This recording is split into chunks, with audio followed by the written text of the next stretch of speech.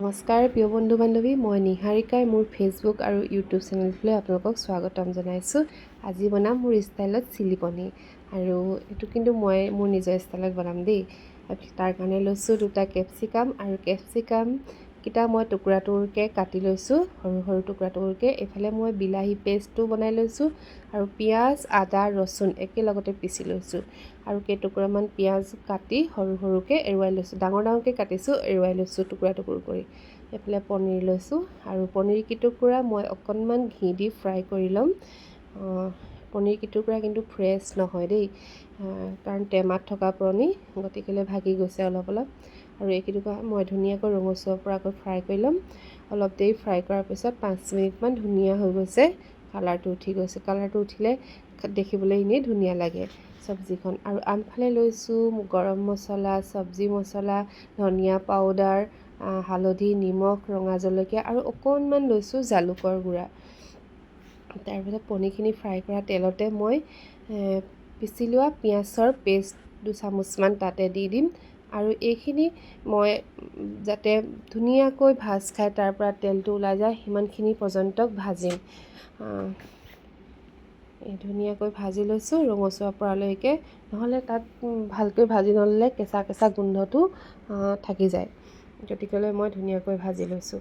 আৰু এইফালে লৈছোঁ হালধি, নিমখ, গোটেই মছলাখিনি মই একেবাৰতে দি দিছোঁ, আৰু মছলাখিনি সিজালৈকে মই ভাজি থাকিম ধুনীয়াকৈ, যাতে মছলাখিনি ধুনীয়াকৈ সিজি যায়। আৰু তাতে দি দিম মই বিলাহী, পিচি লোৱা বিলাহী পেষ্টখিনি। বিলাহীখিনিও অলপ সময় ভাজি থাকিম, যাতে বিলাহী কেঁচা হেৰিটো আঁতৰি যায়, ধুনীয়াকৈ তেলখিনি মানে বিলাহীৰ পৰা আঁতৰি যায় বিলাহী। তেনেকৈ অকণমান 5 মিনিট সময়মান ভাজিম। 5 মিনিটমান সময় ভজাৰ পিছত ধুনীয়াকৈ তেল ওলাই গৈছে, লৰাই লৰাই ভাজিছোঁ, দেখিছে শুকাই গ'ল ধুনীয়াকৈ তেল। আৰু তাতে অকণমান পানী দি দিম, কাৰণ চিলি পনীৰত বাৰু পানী নিদিলেও হয়, কিন্তু এইটো মোৰ ষ্টাইলত বনাইছোঁ। আৰু এইফালে অকণমান সময় ঢাকন মাৰি দিম পানীখিনি উতলিবৰ কাৰণে। এয়া উলিয়াই থৈছোঁ, চব ধুনীয়া হৈছে। আৰু মই বাৰু ইয়াত লাল মিচি চালমিচি ব্যৱহাৰ কৰা নাই, গতিকেলৈ বহুত বেছি ৰঙাও দেখা নাই। তাৰপিছত দি দিছোঁ মই ইয়াতে কেপচিকাম আৰু টুকুৰা টুকুৰ কৰি লোৱা পিঁয়াজৰ টুকুৰাখিনি দি পিনি অকণমান সময় 5 মিনিটমান সময় ঢাকন মাৰি থ'ম, যাতে অকণমান সিজি যায়। আৰু কেপচিকাম আৰু পিঁয়াজটো আধা কেঁচা ভাজাত নিচিনা হৈ থাকিলে খাবলৈ সোৱাদটো বেছি লাগে। আৰু এইখিনি আৰু অকণমান সময় এনেকৈ ভাজি থাকিম। তাৰপিছত মই ইয়াতে পনীৰ কেইটুকুৰা দি দিম। মই কৈছোঁৱেই নহয়, পনীৰ কেইটুকুৰা মোৰ টেমাৰ পনীৰ, গতিকেলৈ বৰ ফ্ৰেছ নহয়, তথাপিও চলিছে আৰু নাইকিয়াত। ইয়াতে পনীৰ কেইটুকুৰা দি দিলোঁ, আৰু অলপমান সময় ঢাকন মাৰি দিম। ইয়াৰ পিছত অকণমান সময় সিজিবলৈ দিম, আৰু মোৰ চিলি পনীৰ হৈ যাব তেনেকৈ।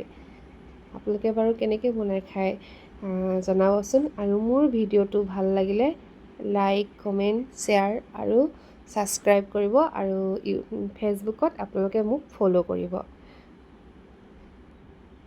এয়া ফাইনেলি লুক।